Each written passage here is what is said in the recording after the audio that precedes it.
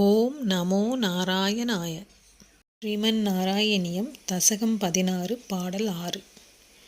பீத்யாலமங்கஜ வசந்த சுராங்கநாவோ மன்மானசந்த்விகஜுஷ த்வமிதி ப்ருவாணஹ த்வம் விஸ்மயேன பரிதஸ்துவதாமதைஷாம் பிராதர்ஷயஸ்வ பரிசாரகாதராக்ஷீஹி.